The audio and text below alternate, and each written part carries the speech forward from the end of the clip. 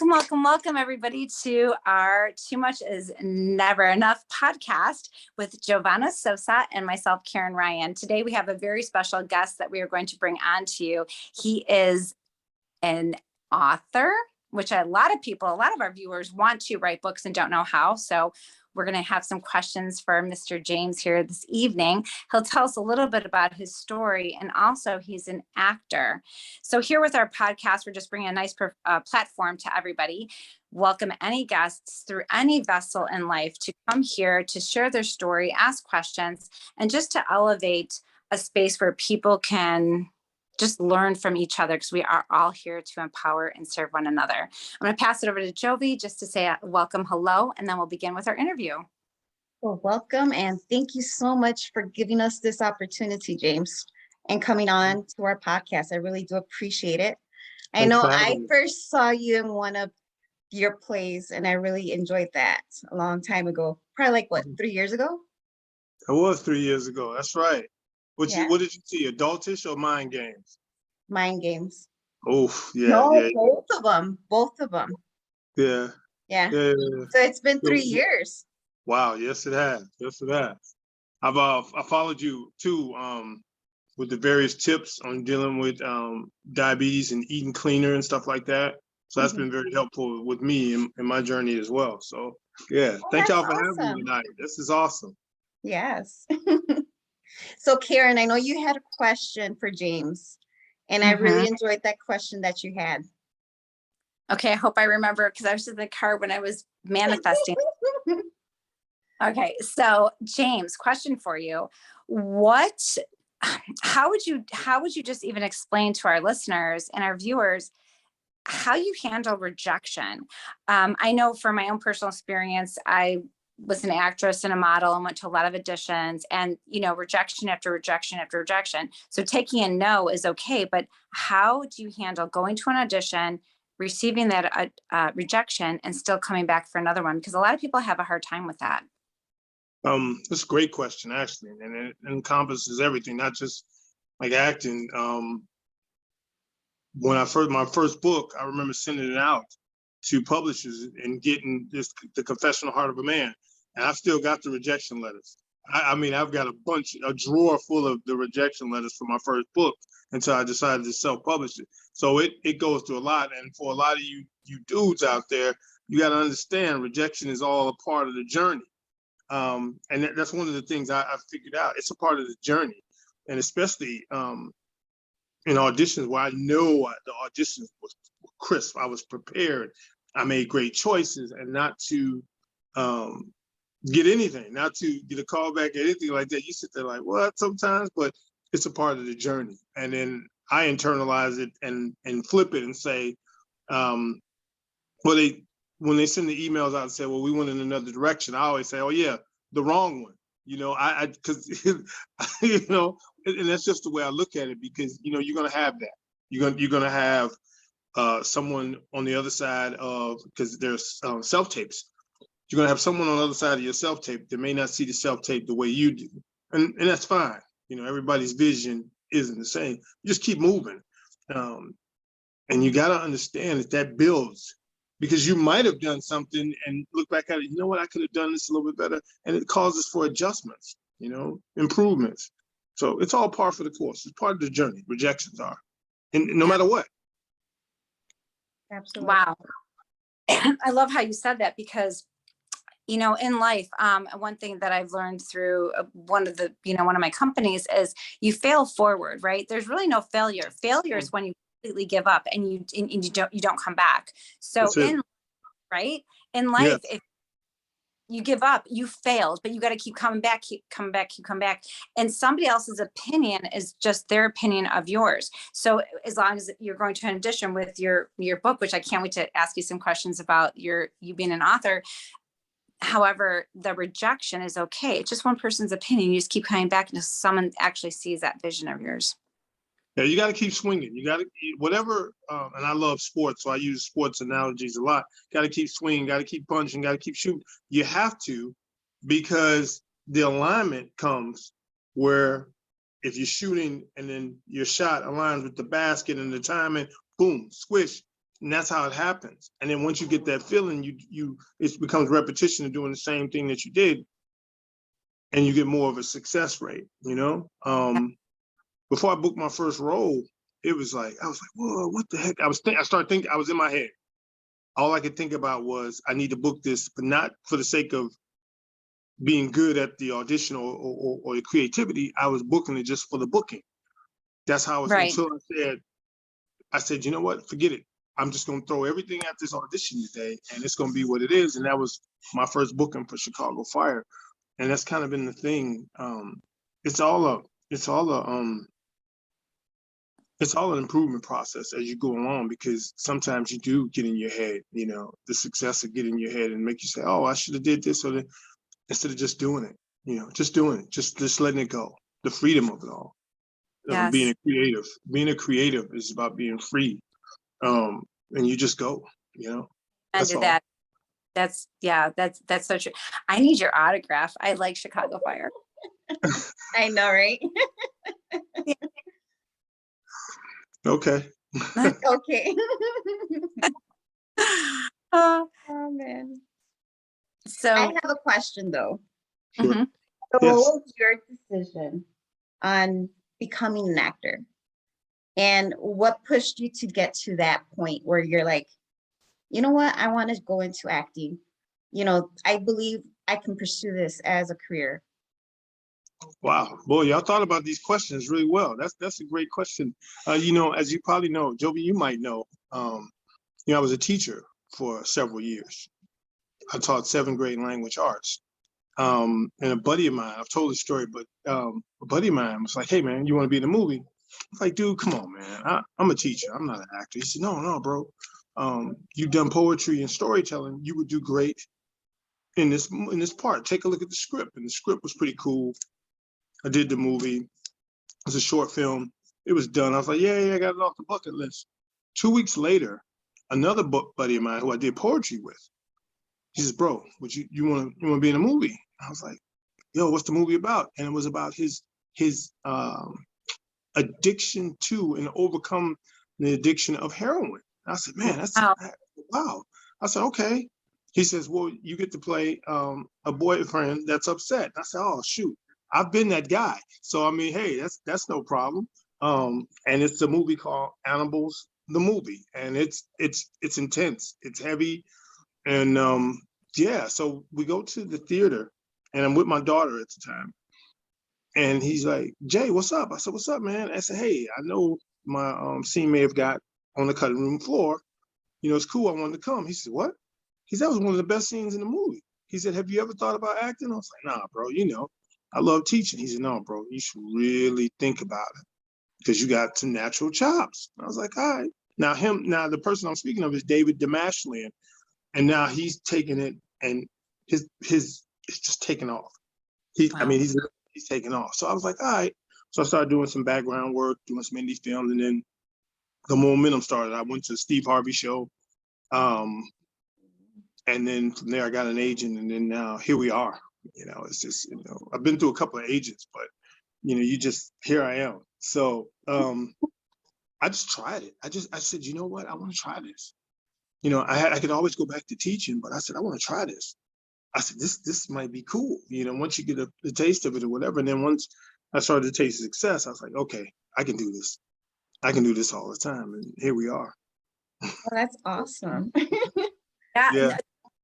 Because somebody saw something in you, and you fearlessly moved forward and took that opportunity. I do a lot of opportunity knocks. You need to open it up. And is this for me? Is it not for me? So fearlessly you moved forward. And I know like a lot of people have a hard time with that. It's like the insecurities or their ego gets in the way and they're afraid. And really, when you live fearlessly, you've got nothing to lose. If you're rejected, you're rejected. If you're accepted, you're accepted. Just keep trying it, just to build up that confidence in yourself, right? Our society isn't one of those things that rewards the before. It rewards the after. So you have to reward yourself in the pre. You have to say, you know what? I got an agent. Great job. Because I never thought that was going to happen. You know what? I got SAG eligible. I never thought SAG is Screen Actors Guild, for those who might be listening and not know that jargon. Screen Actors Guild. I got SAG eligible. Or I got an audition. I got to audition. And people put a lot of pressure on the booking to get into the role. But getting the audition, getting in the room, I got a chance to be in the room. I got a chance to create. I got a chance to be someone else, somewhere else, you know, and so you've got to reward yourself. And that's just not in acting, that's in all things. You've got to take these, and then nothing is little. This is one of the biggest things, not only for me, but my family. Nothing is little. Everything is big, everything is a blessing. So nothing is little. You wake up in the morning, big blessing. You breathe in air, big blessing. The house, your lights and everything working, big blessing. You get to walk outside, big, you know, you come back home, big. And so you take that and then put it in the microcosms of your vocation, you start to understand the journey part of it. And it took me to do it. It wasn't one of those things I had right off, because I was a result-centered actor. And I understand that, okay, yeah, that's cool. That is cool. But the creation of it, the prep of it, the learning of the lines, the getting in the character and so forth. That's the huge part of the thing. So yeah, you know, everything's big. Everything's big. Absolutely. Jovi and I talk about it all the time. You know, you wake up in the morning with your blessing that there's air in your lungs for another day. And Yes. you know, in my background of, you know, wellness and yoga practice, it's one breath, one movement. Every moment is a brand new moment. I have a question for you as far as an author. So I have a lot of notebooks and I have a lot of parts of my life and different experiences, and I have never published my first book yet. It will happen. What can you give our listeners and our viewers that are on the verge of wanting to write their book, but a little nervous about it? How can you push us over the edge as if you were pushing us out of an airplane to go skydiving? Oh, great question. Just write. Don't think about it. Just say, hey, figure out what you want to write, and then just write it down. Just write it. Just write. Whether it's, you know, on your phone. My novel, The Warmest Winter, started on my phone. It was a combination of writing emails to myself and voice recordings. And I did that over several months and then transcribed them to Microsoft Word, and then it became a novel. Just write. Get it out of you. Because once it's out of you, it's real. Just get it down on wherever it is. Word, phone, paper, napkin, I don't care. Just get it out of you. And once you've got it out of you, in front of you, now you know, okay, oh, I've got it. I've done it. I've written this book. Now let me publish it. And then you follow those steps about getting an editor. You organize your thoughts and outline. But if you got stuff in you that you know you want to talk about, write it. Just write it. Doesn't matter, write it. You can go back and organize. You can go back and edit and cross the T's and dot the I's and put it in the comments. You can go back and do that. Write it. Just write. Go on this long rant. Write something every day. Several moments of the day if you got the chance. But every day, write something. Put something down. This is my book. Every day. Every time you get a thought. Write. Get it from here to here. Because once it becomes tangible, I got a thing, and I'll share it with y'all. I got a thing. I got to remember, because I said it one time. It was me and my brother and I were talking, and it's from delusional to possible. Oh. From possible to probable, from probable to definite. Wow. That's fantastic. So the whole thing is, we look at those of us who want to write books. We look at people who've written books. I love Stephen King, Carl Weber, Dean Koontz.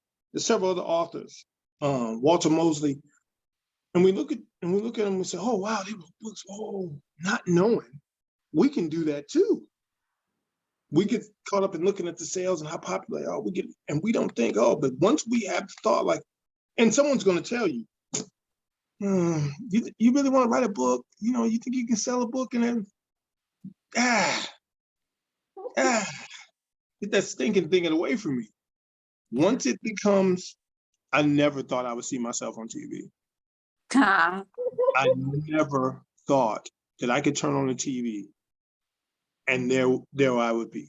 Never With thought. and your personality, you are meant for Yeah. television. Well, Exactly. thank you. I had to mature into this man now, because I would have never.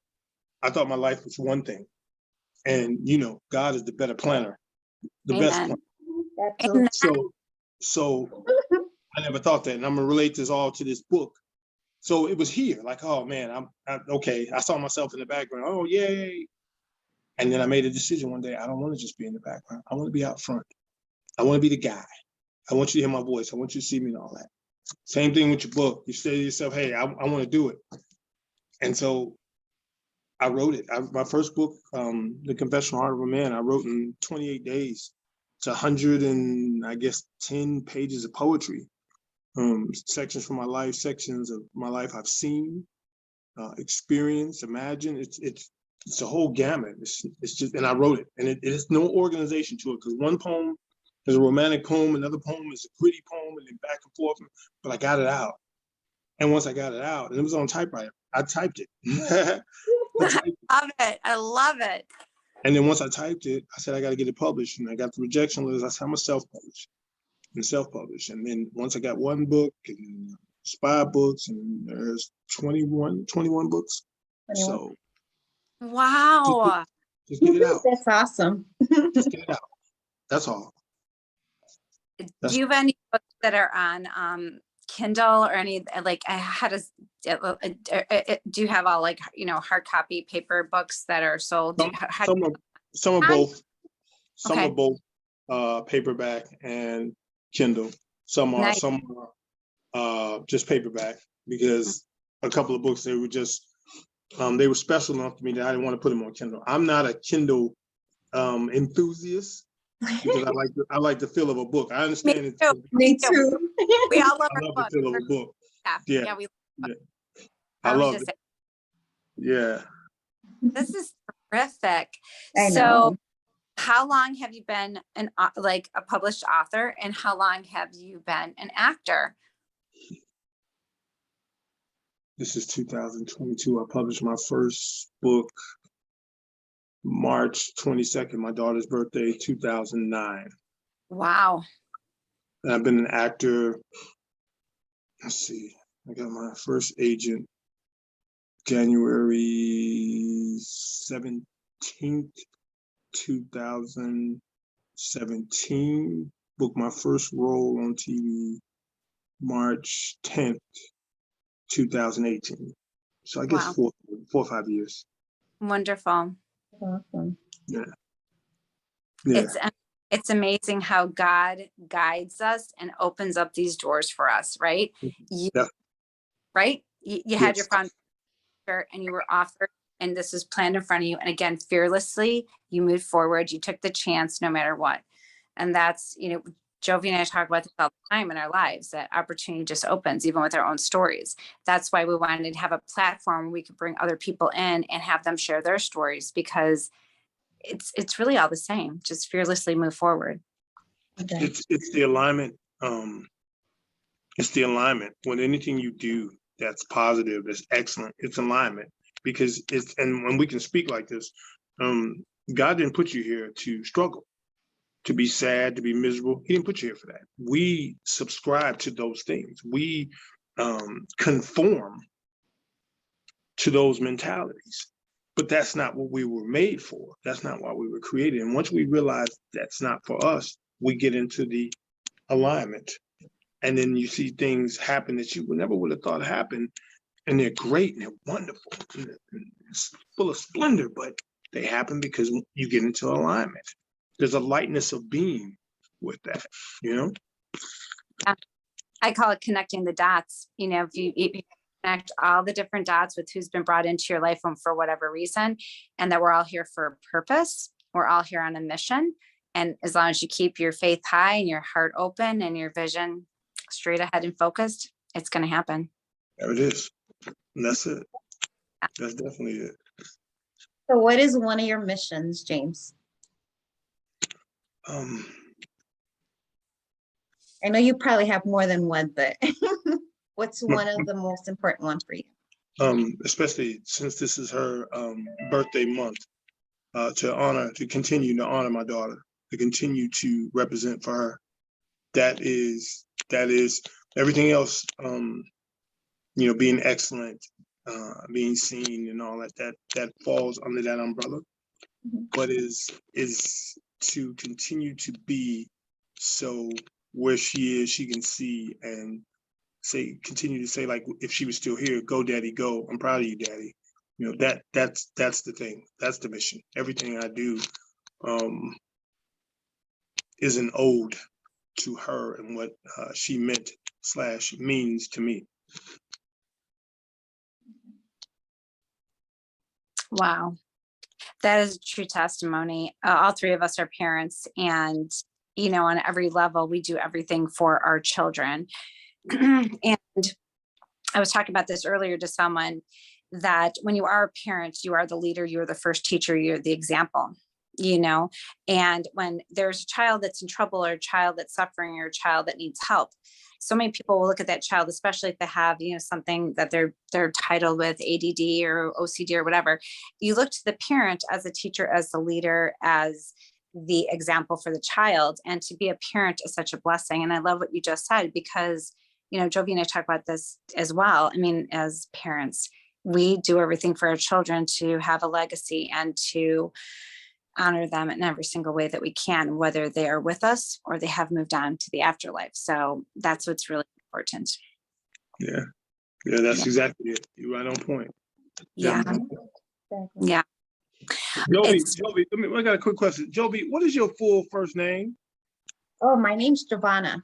That is, Anna. I love Giovanna. it. Thank you. Yes. Oh, wow. Anna. That's dope. I call her Yeah, out. but a lot of people can't pronounce it. So that's why my godfather named me Jovi, because it was easier for him to say Jovi. Giovanna's beautiful. Thank We you. got a thing. We got a thing in my community. Whereas I'm trying to figure out how this was said.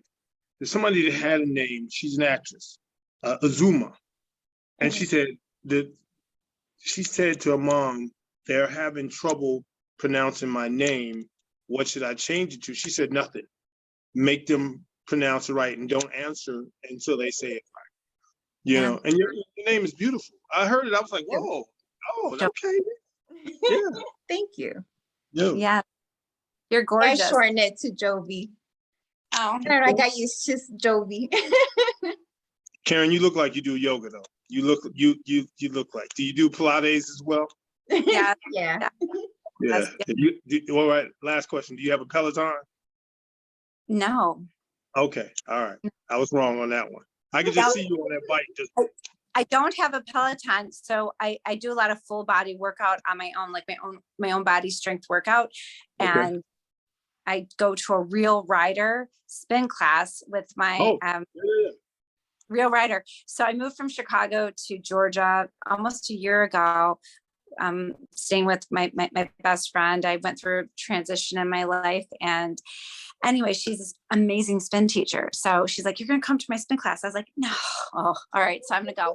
I love the adrenaline rush. And I'm on this bike down and we're doing things. So, yes, I love spin. I love, Pilates, yoga. I work about 3 times a week. I like to lift. But most of all, I take stairs whenever I can take stairs. I park as far away from the door of any store that I can go to. I am that person. I don't need a cart. Everything I will hold and carry, just to build, my muscle strength. So, yeah. Okay. That's what's up. Yeah. So you said you're in Atlanta? You're in Atlanta? Yes, I'm in the Atlanta, Georgia. I absolutely love it. I'll be there in a couple of weeks, shooting a pilot. Yeah. Well, you have to get in contact with me, and we have to go out. I need to meet you. She'll show you around. I was dropping. That'd be cool. That'd be dope. I was telling Giovanna. Did I say it right? Yes, you did. Okay. Mm-hmm. Which do you prefer? Which do you prefer to be? Which do you prefer? I like both names. Okay. I love both of my names. As long as I don't mess it up. You can say Jovi too. I'm okay with Jovi too. Okay. All right. So I was telling Jovi before you came on that I was talking to the producer, excuse me, and my character for this pilot. They're really seriously thinking about making him a series regular. Yeah, so that's pretty cool. No one knows that though. I shared that with y'all. Oh, we love that. I love it. And if you ever need an extra on anything, I actually went to Columbia College on theater scholarship back in the day. So you went to Columbia College here? A fellow thespian, yeah, in Chicago. Nice. Oh, that's cool. I've done a few student films with people there. Just to keep reps going. That's real cool. That's interesting. My son was an actor, and he was placed on some kind of like indie like Bollywood thing that he did, and then he also did a couple through Columbia College as well. So that's neat. Right. I love the energy. We're gonna have to have you back on again, and to share some things. This is really cool. You know what? I'm so surprised Jovi didn't tell you about something else I do, and I'm glad. So we'll leave that there. We'll leave that. But the audience, I love it. I love it. Yes, I am shocked. I'm shocked. That isn't the first thing you came up with, Joe. But that's cool. Well, I will say this about my Latina friend here, that she will take anything to the grave. So to get information out of her sometimes, I don't know, maybe it just didn't fit in the time frame. I perform poetry. I recite and record poetry from time to time. And that's what I was leaving that for last though. I wanted you to actually do a poetry for us, at least one of your short ones. I was leaving the best for last, James. Okay. Oh, well, look at me, smarty pants on me. Here's your mic. Go for it. Please share something with us. Yeah. I wonder if you could look at me. I wonder if you could look at me and see me. Not a glance, not a glaze from your eyes, not a stare, nothing that intense, but I wonder if you could open your eyes. If you're wearing glasses, I wonder if you could clean your glasses and look at me. I wonder if you're wearing contacts, could you take them out, dip them in the fluid or whatever, put them back in, and you could look at me. I wonder if there was anything obscuring your vision, you could slide it out of the way so you could focus and look at me. I wonder if there's some dude standing in the way and he's trying to block your vision from seeing you, and you moved him, or you told him to go ahead, or you walked around him so you could look at me. And I'm not asking you to look at me because I'm vain. I'm not asking you to look at me because I'm some sort of meta narcissist or anything like that. I'm asking you to look at me so you can see me. So you can see that all 6 foot tall, 200 some odd pounds of dark skin, melanin, muscle, and energy and artistic creativity, all this, God-fearing, all this man has all this love for you, but only if you look at me so you can see me. My poem. Wow. Beautiful. Awesome. Beautiful, because anybody could resonate with that, for people to really see who they are, to clear the lenses of whatever their perception or view is. Yeah, that's the thing. That's beautiful. That's beautiful. Thank y'all for having me. This is really cool. It's been wonderful. So yeah, thank you so much. We're very honored to have you here, and again, at a later date, we would love to have you come back onto our podcast, share with us. So pleasure meeting you. And for all of our viewers, we are going to put a description of James in, so you can have access to his poetry, have access to the movies and the shows he's been in, access to his books, and support him. And being of such an astute creative, we are so honored to have you tonight. Okay. Thank you so much. God bless. Thank you so much. It was an honor. You too. Okay. Bye. I'll connect with you. Okay.